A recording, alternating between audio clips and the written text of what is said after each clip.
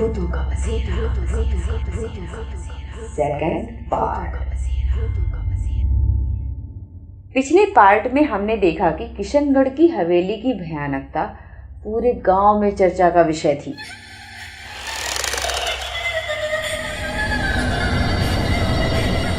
बाबा का केशव का हवेली की तरफ जाने वाले रास्ते में रुकना और वापस घर की ओर जाने के लिए बोलना, यह किसी डर से कम नहीं था। केशव डरा हुआ था और रास्ते में धीरे धीरे सोचता है, क्या वाकई में मेरे साथ ऐसा हुआ है? और घर पहुंच के मालती को सारा किस्सा सुनाता है। अब अगले पार्ट में क्या होता है, चलिए देखते हैं।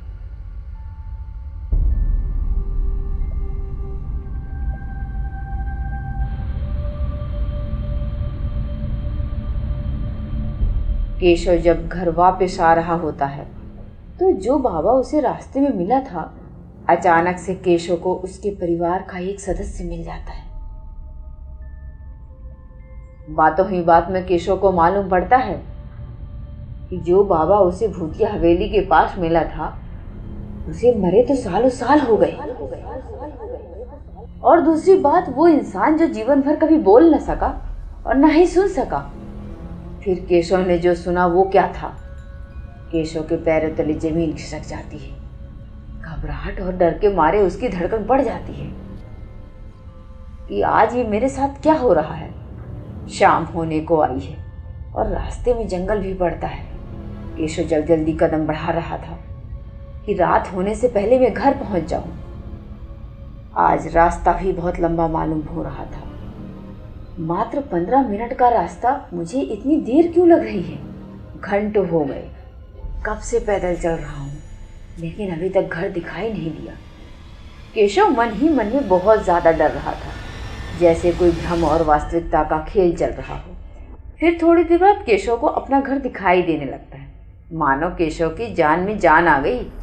थोड़ी ही दूर पर चौपाल पर गांव के कुछ लोग बैठे हुए आग तापते नजर आ रहे थे। क्योंकि हल्की ठंड का सीजन भी आ गया था, केशव भी थोड़ा वहां रुक जाता है और आग तापने लगता है। जैसे ही केशव का मन शांत होता है, वह घर की ओर मुड़ जाता है। केशव के चेहरे का रंग उड़ा हुआ साफ दिखाई दे रहा था। उधर मालती, जो कि केशव का कब से इंतजार कर रही थी, अपनी घर की चौखट पर ही बैठी हुई है। मालती केशव को देखकर बोलती है, अरे आप आ गए? आपने आज आवाज नहीं लगाई। कोई बात नहीं, मैं कब से आपका इंतजार कर रही हूँ। चलिए जल्दी से अंदर चलिए, पानी गर्म रख दिया है, फिर हम सभी खाना खाते हैं। केशव मालती की बात पर चुप रहा, वरना ऐसा कभी हुआ नहीं कि केशव चुप रहे। मालती सब समझ गई। स्त्री प्रेम भाव में मालती फट से नजर बाधा उतारती नजर आती है और फिर सभी आराम से सो जाते हैं। नेक्स्ट वीडियो में केशव अपने ऊपर बीती कहानी बताता है।